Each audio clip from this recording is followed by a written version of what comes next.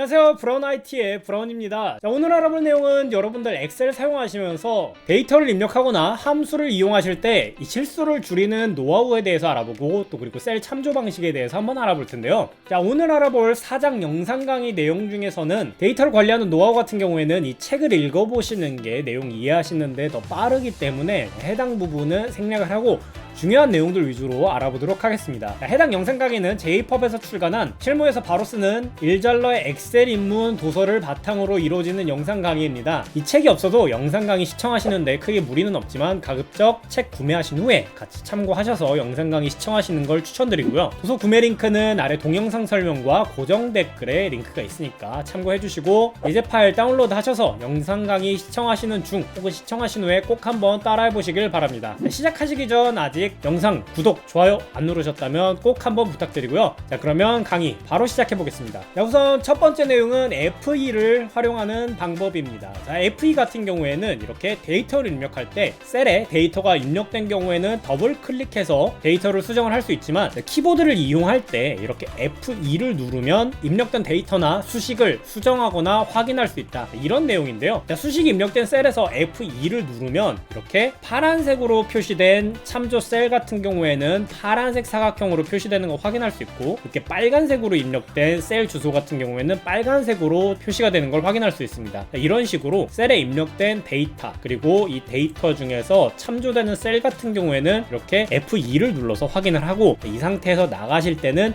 ESC를 누르면 셀 편집 상태에서 나가진다, 이런 내용이고요. 데이터를 입력하시면서 이동하실 때는 엔터 키를 누르면은 아래 방향으로, 탭 키를 누르면 오른쪽 방향으로 보통 이동을 하는데, 우리가 데이터를 입력할 때는 탭 키를 눌러서 오른쪽으로, 데이터 입력이 완료되면 엔터를 눌러서 아래 방향으로 이동을 하게 됩니다. 자, 이때 탭 키 같은 경우에는 이렇게 탭 키를 눌러서 오른쪽으로 이동하고 엔터를 누르면 처음 탭 키를 눌렀던 위치의 아래 셀로 이동하는 걸 확인할 수 있습니다. 즉 엑셀 데이터는 보통 행 단위로 입력을 하고 열 단위로 데이터를 쌓아가는 형태로 데이터 구성을 많이 하기 때문에 이 탭 키와 엔터 키를 적절하게 사용하시면 데이터 표를 입력하실 때 더욱 유용하게 활용을 하실 수 있고요. 예를 들어서 이렇게 입력을 하신 후에는 탭 키나 엔터를 이용해서 이동을 한다, 이런 식으로 이해를 해주시면 됩니다. 바로 이어서 엔터 키의 방향을 바꾸는 방법에 대해서 알아볼 텐데요. 자, 파일 탭, 그 다음에 옵션 클릭하시고 여기 고급 옵션 클릭을 하시면 이렇게 엔터 키를 누른 후 다음 셀로 이동해서 방향을 아래쪽 혹은 오른쪽이나 위쪽 왼쪽으로도 설정을 할 수가 있습니다. 자, 여기서 설정을 오른쪽으로 바꿔주시면 데이터를 입력을 하고 엔터를 누르면 오른쪽으로 이동하는 걸 확인할 수 있는데, 이런 식으로 여러분들 탭 키보다 엔터 키가 편하다라고 하면 여기서 엔터 키를 눌렀을 때 다음 어느 쪽 셀로 이동을 할지 여러분들 직접 설정을 해주실 수 있고, 자, 보통은 아래쪽으로 많이 활용을 하기 때문에 이 부분 같이 확인을 해주시면 좋습니다. 자, 다음은 추적 기능에 대해서 알아볼 텐데요. 자, 추적 기능 같은 경우에는 여러분들 이렇게 셀에 데이터를 입력을 했을 때 보통 참조하는 셀에 데이터를 가져오는 방식으로 입력을 많이 합니다. 자, 이때 수식 탭 클릭하시고 여기 수식 분석이 있는데, 자, 참조되는 셀 추적이 있고 참조하는 셀 추적이 있습니다. 여기 이렇게 셀을 참조해서 수식으로 입력된 데이터 같은 경우에는 참조되는 셀 추적을 클릭하면 이렇게 F5와 F6 셀에 점점이 나타나고 화살표로 연결을 해서 어떤 셀을 가져와서 수식이 완성이 되는지 확인을 할 수가 있고, 자, 연결선 제거를 누르면 이렇게 참조 연결선이 사라지는 걸 확인할 수 있습니다. 자, 그리고 여기 인건비 같은 경우에는 여기 인건비 느낌표 C2라고 되어 있는데, 이렇게 느낌표 앞에 있는 텍스트 같은 경우에는 아래 보이는 이 인건비 시트에서 셀을 참조해 온다, 이런 의미인데요. 이렇게 참조되는 셀 추적 클릭해 보시면 시트 아이콘이 나타나는데, 이 시트 아이콘이 나타난다는 건 다른 셀에서 지금 데이터를 추적해 온다, 이런 뜻이고요. 그래서 이 인건비 시트 선택을 해보면 이렇게 인건비에 해당하는 9,600원이 입력이 돼 있고, 다른 시트에서 참조돼서 데이터가 가져와지는 걸 확인할 수 있고, 자, 마찬가지로 여기 연결선 제거 클릭을 해주시면 됩니다. 자, 그리고 이렇게 참조되는 셀 추적 기능을 활용하면 여러 데이터에서 잘못된 데이터를 확인할 때 어떤 부분에서 잘못되어 있는지 이런 식으로 확인을 할 수가 있고요. 자, 보게 되면 지금 세 번째 있는 데이터는 첫 번째, 두 번째 데이터와 똑같은 셀을 참조해야 되는데, 자, 보시게 되면 지금 1인당 인건비를 잘못 참조하고 있으니까 여기 같은 경우에는 H10셀이 아니라 이렇게 11셀로 이동을 해주시면, 자, 정상적으로 데이터가 입력이 되고 참조되는 셀 추적 다시 클릭해보면 이렇게 오류를 확인을 할 수가 있습니다. 자, 그리고 참조하는 셀 추적 클릭을 해보시면 이렇게 여러 개의 셀로 화살표가 가는데 각각의 셀을 확인을 해보면 이렇게 B4셀을 참조해서 데이터를 계산하는 걸 확인할 수 있고요. 자, 이런 기능을 활용해서 여러분들 데이터 계산 참고하고 확인하실 때 어떤 부분에서 오류가 발생했는지 또 어디에서 데이터가 가져와지는지 확인해서 처리하실 수가 있습니다. 자, 다음 내용은 차트를 이용해서 비정상 값을 확인하는 그런 내용인데요. 자, 여기서 비정상 값이라고 하는 건 잘못된 데이터가 아니라 평균적인 데이터에서 좀 튀는 데이터를 판단하는 그런 작업이라고 확인해 주시면 됩니다. 자, 그래서 보시게 되면 지금 이 해당 데이터를 꺾은 선 차트로 표시했을 때 어떤 데이터는 평균보다 지나치게 위에 있거나 또 어떤 데이터는 평균보다 조금 못 미치는 경우를 확인할 수 있는데, 자, 여기서 이렇게 데이터 선택을 해주시고요. 자, 삽입 탭 이 차트 그룹 보시면 이렇게 꺾은 선 차트가 있는데 여기서 이렇게 표식이 있는 꺾은 선 차트를 입력을 해주실 수 있고, 혹은 이렇게 데이터를 선택을 해주시고 빠른 분석 아이콘이 나타나면 차트에서 꺾은 선형 차트를 바로 입력을 해주실 수도 있습니다. 자, 이런 부분 확인하셔서 여러분들 데이터 분석하실 때 차트를 활용하실 수 있다, 이렇게 이해를 해주시면 됩니다. 자, 다음 내용은 참조에 관한 내용입니다. 자, 상대 참조, 절대 참조. 아까 앞에서 함수 내용 확인하면서 이 상대 참조와 절대 참조 굉장히 말씀을 많이 드렸는데요. 이 참조에 관한 내용 알아보게 되면, 자, 상대 참조 같은 경우에는 채우기 핸들을 이용하거나 데이터를 복사, 붙여넣기 할 때 이 셀을 참조하는 위치가 상대적인, 즉 수식이 입력되는 셀 위치에 맞게 상대적으로 변하는 그런 참조 방식이라고 하면, 절대 참조는 채우기 핸들을 사용하거나 혹은 복사, 붙여넣기 했을 때 이 데이터가 입력된 셀의 위치와 관계없이 항상 그 데이터만 절대적으로 참조하는 방식을 절대 참조라고 합니다. 자, 그래서 보시게 되면 여기 데이터 삭제를 해줄 텐데요. 지금 D5셀과 D6셀의 합계를 구하는데 보시게 되면 이 바로 아래쪽과 또 그 아래쪽의 셀을 참조를 해서 합계를 구하는 방식으로 데이터가 입력되어 있습니다. 여기서 채우기 핸들을 이렇게 드래그해서 채워주면 보시게 되면 여기는 왼쪽과 마찬가지로 바로 아래셀과 또 그 아래셀의 합계를 구하는 방식, 여기도 마찬가지로 그 아래셀과 바로 그 아래셀의 합계를 구하는 방식으로 참조가 변합니다. 하지만 이 절대 참조 같은 경우에는 달러 표시 F4를 눌러서 바꾼다고 말씀드렸죠. 이 F4를 눌러서 달러 표시를 입력하게 되면 항상 그 셀만 참조를 하기 때문에 이렇게 채우기 핸들을 드래그 해도 아까 앞에서 입력됐던 것과 마찬가지로 제5셀과 제6셀만 참조되는 걸 확인할 수 있습니다. 자, 이런 식으로 절대 참조 활용을 해주시면 되고요. 자, 실패 예시 같은 경우에는 참조 방식을 왜 이해를 해야 되는지, 자, 실패 예시를 통해서 알아볼 텐데요. 자, 보시게 되면 여기 매출에 대한 비율이 이런 식으로 수식으로 입력이 되어 있는데, 자, 28%는 이상이 없는 것 같아 보이지만 119%는 말이 안 되죠. 이게 왜 이러나 하면, 자, 보시게 되면 지금 여기는 자, D6셀을 D5셀로 나눈 비율을 정상적으로 구했지만 이거를 채우기 핸들을 더블 클릭해서 채우게 되면 여기는 서식없이 채우게 해주고요. 자, 여기는 D6셀과 D5셀 왼쪽과 바로 그 윗셀을 계산 수식으로 가져오게 되는데, 아래 데이터를 확인해보면 상대 참조로 입력되어 있기 때문에 채우기 핸들을 이용했을 때 왼쪽 셀과 바로 윗셀이 동일하게 참조되는 걸 확인할 수 있고, 자, 여기도 마찬가지겠죠. 자, 여기서 이 셀을 참조를 할 때 항상 이 총매출에 해당하는 D5셀은 고정이 돼야 되기 때문에 여기를 F4를 눌러서 절대 참조로 바꿔주셔야 이 채우기 핸들을 채웠을 때 정상적인 비율을 구할 수 있고, 자, 여기 sum 해서 검산을 해보면 자, 정상적으로 100%가 나오는 걸 확인할 수 있습니다. 자, 이런 식으로 절대 참조 구할 때 F4를 눌러서 절대 참조로 바꿔줄 수 있고, 이런 식으로 항상 고정이 돼야 되는 셀을 여러분들 수식 입력하시고 채우기 핸들 채우시기 전에 반드시 확인하는 버릇을 들이셔야 합니다.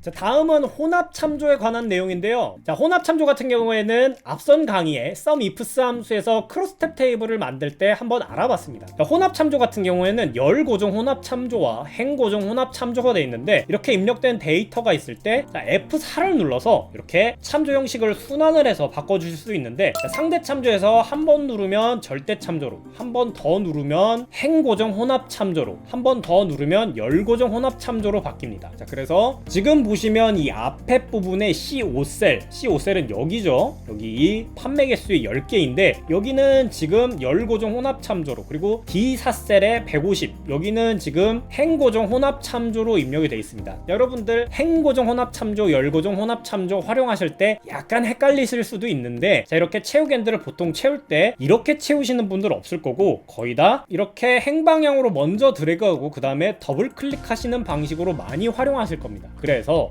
처음에 이 행방향으로 채울 때 고정되는 게 어떤 셀이어야 하는지 먼저 판단을 해주시고, 그 다음에 이 더블 클릭했을 때 열방향으로 데이터가 채워지면 어떤 데이터가 고정돼야 되는지 확인을 해주시면 되는데, 보시게 되면 C5셀 같은 경우에는 이런 식으로 행방향으로 채우겐들이 이동했을 때 항상 C열은 고정돼야 되니까 이렇게 열고정 혼합 참조가 사용된 거고, D4셀 같은 경우에는 여기서 더블 클릭했을 때 이 열은 바뀌어야 되지만 아래쪽 셀들이 채워질 때는 항상 사행이 고정돼야 되기 때문에 이렇게 사행만 고정된 걸 확인할 수 있습니다. 그래서 채우겐들 이렇게 드래그해서 먼저 채워주시고 더블 클릭하시고, 그 다음에 채우기 옵션에서 서식 없이 채우기 클릭해주시면 나머지 데이터 전부 정상적으로 구해지는 거 확인할 수 있습니다. 참조 형식 같은 경우에는 이렇게 크로스탭 테이블 구할 때 자주 사용하는 방식이기 때문에 이 방법만 알아두시면 나중에 여러분들 크로스탭 테이블, 집계표 같은 데이터 만드실 때 더욱더 유용하게 활용하실 수 있을 겁니다.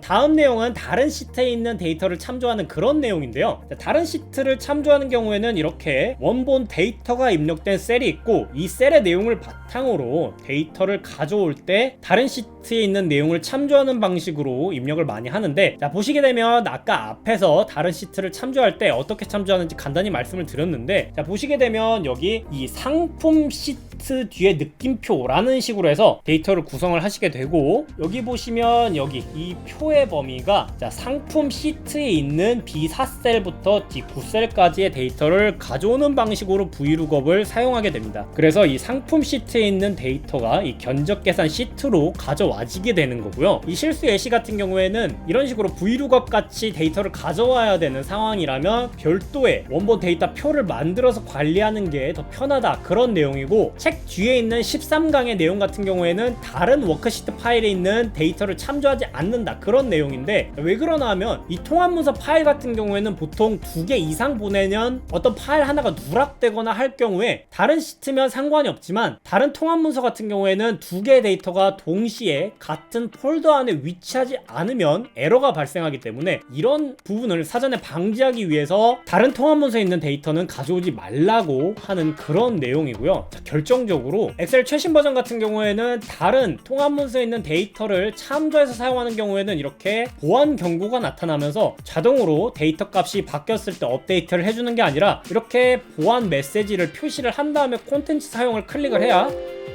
다른 시트에 있는 데이터를 참조해서 가져올 수 있습니다. 그래서 13강에 있는 내용은 가급적이면 다른 통합문서에 있는 데이터는 참조하지 말고 참조를 하는 방식이 아니라 꼭 값붙여 넣기를 사용해야 된다, 그런 내용이고요. 이어서 10강 내용 확인해보면 셀에 이름을 붙인다, 이해가 되지 않으실 수도 있는데, 간단하게 이렇게 부가세라는 항목이 0.1로 돼 있을 때 우리가 보통 이렇게 견적 계산을 할 때 부가세를 직접 셀을 참조하는 것보다 이렇게 부가세라고 이름이 설정이 돼 있으면 간단하게 가져올 수 있지 않을까라고 생각하실 때 이 기능을 활용하시면 됩니다. 셀에 이름 붙이는 방법 굉장히 간단한데요. 여기 이름 상자가 있습니다. 여기에 이름을 붙일 셀을 클릭을 해주시고 간단하게 부가세라고 입력한 다음에 엔터를 눌러주시면 여기 셀 다시 클릭해 보시면 부가세라고 이름이 붙은 것 확인할 수 있고, 이렇게 다른 셀에 부가세라고만 입력을 해주시면 이렇게 간단하게 데이터를 참조해서 가져올 수 있다, 이런 내용이고요. 이어서 11강에 있는 내용 같은 경우에는 정의된 이름을 관리하는 그런 방법인데, 수식 탭, 그 다음에 이름 관리자 클릭을 하시면 이렇게 정의된 이름 목록을 확인할 수 있습니다. 정의된 이름 목록은 이렇게 편집을 클릭해서 이름이나 참조 대상을 직접적으로 바꿔주실 수 있고요. 꼭 셀을 참조하는 게 아니라 이렇게 부가세율 같은 경우에는 편집 클릭해 보시면 직접 숫자가 입력돼 있는데, 이런 식으로도 여러분들 꼭 셀이 아니라 특정 숫자 혹은 수식에 해당하는 데이터를 만들어서 이름으로 관리할 수 있다, 이런 내용입니다. 그래서 편집하실 때는 이름을 클릭하시고 편집을 눌러주시거나 혹은 삭제하실 때는 이렇게 삭제만 클릭해 주시면 워크시트에 정의된 이름 편리하게 관리하실 수 있고요. 다만 이렇게 정의된 이름이 있을 때 이렇게 이름 관리자에서 여기 부가세가 사용이 되어 있는데, 이렇게 이름을 삭제를 하게 되면 부가세를 사용하는 데이터가 있을 때 에러가 발생할 수 있습니다. 있으니까 꼭 이름을 삭제하시기 전에는 자 해당 데이터 확인하시고 참조하는 셀 추적 클릭해서 이 이름을 사용하는 데이터가 있는지 확인을 해주셔야 합니다. 자, 다음은 데이터 유효성 검사에 관한 내용인데요. 데이터 유효성 검사는 보통 셀에 입력된 데이터가 유효하게 입력되어 있는지, 즉 사용자가 원하는 형태로 입력이 되어 있는지 확인하는 그런 기능인데, 보통 우리가 이 엑셀에서 데이터 유효성 검사를 활용할 때는 데이터를 입력하는 사람으로 하여금 이 시트를 만든 사람이 의도한 데이터가 정상적으로 입력되게 유도하는 그런 기능으로 많이 사용합니다. 자, 그래서 예제 파일 열어보시면 이렇게 상품 이름을 입력하는 셀을 클릭했을 때 단추가 하나 나타나는데, 단추를 클릭하시면 데스크탑, 태블릿, 프린터 세 가지 중에 하나를 선택할 수 있게끔 데이터 유효성 검사가 설정이 되어 있고, 데이터 유효성 검사 같은 경우에는 데이터 탭, 그 다음에 데이터 도구에서 데이터 유효성 검사를 클릭하시면 이렇게 데이터 유효성 대화 상자에서 설정해 주실 수가 있습니다. 자, 지금 여기는 목록으로 제한 대상이 설정되어 있고 원본은 이렇게 데스크탑 PC부터 프린터까지 선택되어 있는 걸 확인할 수 있는데, 데이터 유효성 검사는 목록 외에도 정수나 혹은 날짜나 시간 혹은 텍스트 길이에 따라서 설정을 해주실 수가 있는데, 자, 여기서는 지금 데이터 유효성 조건으로 목록이 설정되어 있는데, 이 외에도 이 설명 메시지를 이용해서 이 셀을 클릭했을 때 어떤 데이터를 입력해야 되는지, 예를 들어서 여기 상품을 선택해 주세요 입력을 해주고, 다음 세 가지 상품 중 하나만 입력합니다 이런 식으로 입력을 해주고, 자 오류 메시지 여기는 경고로 할까요? 제목은 상품명 오류 메시지 세 가지 목록 중 하나만 입력해 주세요 이런 식으로 설정을 해주면, 자 해당 셀을 클릭을 했을 때 이렇게 다음 세 가지 상품 중 하나만 입력하라고 하고 이렇게 선택을 해주거나, 예를 들어서 스마트워치 입력해 주겠습니다. 그리고 엔터를 누르면 이렇게 상품명 오류라고 해서 에러 메시지가 나타나는데, 여기서 계속할까요? 아니요, 취소 중에서 선택을 해주실 수 있고, 데이터 유효성 검사에서 여러분들이 원하는 형태로 오류 메시지를 바꿔줄 수 있습니다. 자, 이런 식으로 데이터 유효성 검사 활용하시면 되고요. 자, 데이터 유효성 검사를 활용할 수 있는 유용한 방법 중에 하나는 앞서 배운 강의 중에 SUMIF 함수 학습을 하셨는데, SUMIF 함수 보시게 되면 이렇게 스팟 집계라고 해서 태블릿 부산 지점이 있고 판매 수학기가 있습니다. 자, 여기서 이 태블릿이 아니라 예를 들어서 데스크탑 PC 이런 식으로 입력해주면 데이터가 바뀌는데, 여기 서울 본점으로 입력을 해주겠습니다. 자, 이런 식으로 데이터를 바꿔서 입력해야 될 때, 자 데스크탑 PC 자 여기로 복사를 해주고요. 자, 서울 본점 부산 지점 복사도 해주고, 여기서 데이터 탭 중복된 항목 제거해서 중복된 항목 제거해주시고, 자 여기도 중복된 항목 제거해주시고, 데스크탑 PC를 데이터 유효성 검사에서 자, 설정을 목록으로 바꿔주신 다음에 자, 원본을 이런 식으로 선택을 해주시고요. 서울 본점도 마찬가지로 데이터 유효성 검사 자, 목록이죠. 원본을 이렇게 서울 본점 부산 지점 선택을 해줍니다. 그러면 자, 데스크탑 PC에서 이렇게 태블릿으로 바꿔주거나 PC용 데스크 혹은 서울 본점에서 부산 지점 이런 식으로 바꿔주면 SUMIF 함수를 활용해서 여러분들 대시보드나 혹은 간단하게 데이터 확인 용도로 작성하실 때 유용하게 활용하실 수가 있습니다. 자, 그러면 지금까지 4장에 있는 내용들 전체적으로 확인을 해봤는데, 데이터를 관리하는 방법이나 위첨자, 아래첨자 같은 경우에는 여러분들 책 내용 확인하시는 게 더 빠르기도 하고, 데이터 관리하는 방법 같은 경우에는 여러분들 각자 방법이 있기 때문에 이런 부분까지 다 다루진 않았습니다만, 여러분들 책 한번 읽어보시면 아마 금방 이해하실 수 있으실 겁니다. 자, 그럼 지금까지 배운 내용 도움 많이 되셨다면 구독, 좋아요 꼭 부탁드리고요. 앞으로도 강의 많이 남아 있습니다. 여러분들 마지막 강의까지 지치지 마시고 꼭 강의 완강하실 수 있길 바라면서 오늘 강의 마치도록 하겠습니다. 감사합니다.